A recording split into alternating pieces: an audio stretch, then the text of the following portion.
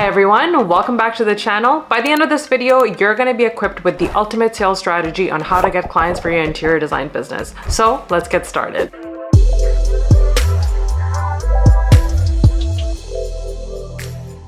Throughout the course of my business, these are some of the strategies that I've implemented and have seen them working, so I thought I would share them with you guys as well. The first thing that you should think about is how you can build a strong portfolio. The first step in attracting clients is showcasing your talent. And how can you do that? Create a stunning portfolio that highlights your best work, all your befores and afters, and if you don't have any projects to start with renders or start with 3D modeling or any mood boards that you have in your hand. If you're someone who's looking to grow and further develop your technical skills using programs such as AutoCAD or SketchUp, which are great for 3D modeling, then I would highly recommend you taking this course linked in my description that's going to get you started at a beginner level, and hopefully with practice you'll get to more advanced level. Just remember, your portfolio is your visual resume, so make sure it's impressive. And what I mean by impressive is make sure it doesn't include average pictures or pictures that you've worked on but you're not really in love with. Remove all of them out and only highlight the best of the best of the best work, okay? Trust me. While you're working on building a strong portfolio for yourself,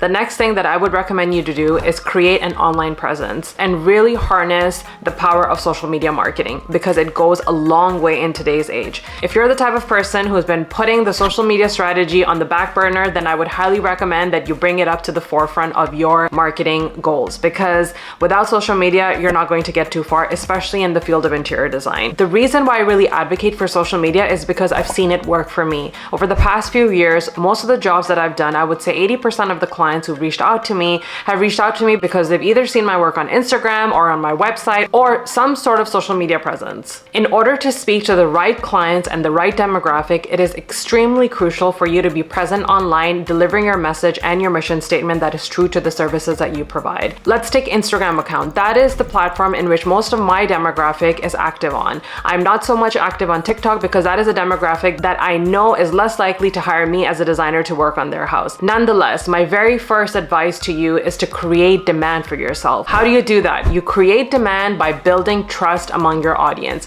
You have to show your audience that you know what you're talking about and that you are here to provide them with expertise that they wouldn't find anywhere else. That is the number one reason why people keep coming back to your page to receive valuable information. Start talking about things like, these are the 5 mistakes that you should never do in your house, or start sharing valuable insight into what makes a home look beautiful and Pinterest worthy. These are all of the different ways in which you can create demand. And if you're just a student who's learning how to become a designer, then I would highly encourage you to actually talk about what you're learning in school. Things like color theory, the golden ratio, balance, and scale, those are all of the things that people on a day-to-day basis don't think about. Only us designers who are really passionate about this field take these things into consideration. So go online, talk about all of these insights, and really help the next potential client understand that if they were to hire you, you would be bringing the same level of expertise to designing their home. The other way in which you can maximize your social media marketing is by being really loud about what you offer as a designer. Many interior designers overlook this feature. Think of your Instagram or your online presence as your sales channel. You really want to let the audience know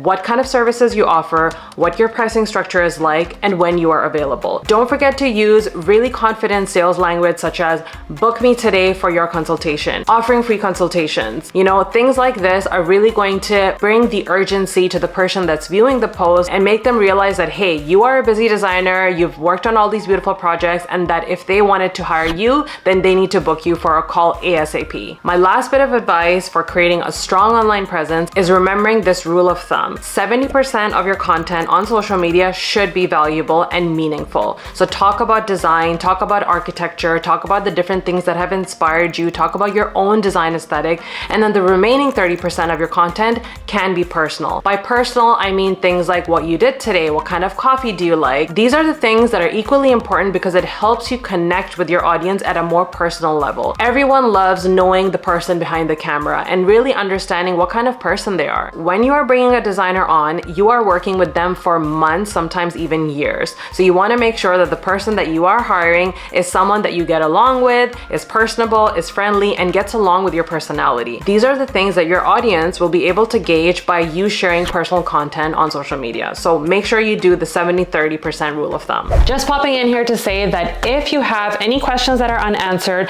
and are looking to get help with your interior design business, then I would highly recommend that you book my one-on-one coaching service, in which you will get the opportunity to sit down with me and have an in-depth conversation over a virtual coffee chat, in which I'll be more than happy to address some of your problems and provide you with solutions that's going to help you grow your interior design business. Simply go on my website, pick the service one-on-one coaching, and select a time that works best for you. I look forward to connecting with you. So far we've talked about two sales strategies. One is creating a strong portfolio, and the second is creating a strong online presence. Now the third one is going to require you to actually get out of the house and really put yourself out there. And what I mean by that is networking. As an upcoming designer or someone who's simply struggling to get the right clients, you want to make sure that you are attending industry events, having your business card in hand, and making the connections, not now, but maybe later in the future, might turn into something that is beneficial for your business. By talking to other fellow designers, you're able to learn best practices of the industry, and you're also able to do a self-check on whether what you're doing is right or whether you need to do something different that is working for someone else. It could very well be that the connections that you're making might not turn into anything, but it could also be that these connections lead into something that is a great collaboration or even a referral down the road for you. One of the other things that you can do as part of networking is actually reaching out to local builders and contractors in your area and just introducing yourself. This may seem like a tedious task, but the reason why I'm sharing this is because I tried it and it actually worked for me. Yes, I had to send out hundreds of emails to all these random people, but ultimately one or two did reach out to me and it turned into a collaboration. So again, you never know where your efforts may take you. It's always best to try everything if you are desperately looking to get clients, because if you're a hard worker, then you will see the rewards for it. The last strategy that I'm going to leave you with is investing in advertising. Yes, this requires a little bit of a budget aside, and the previous techniques that I've told you are more so organic. But the reason why I think that paid advertising is so important is because it actually works. You may have heard the term SEO being thrown around.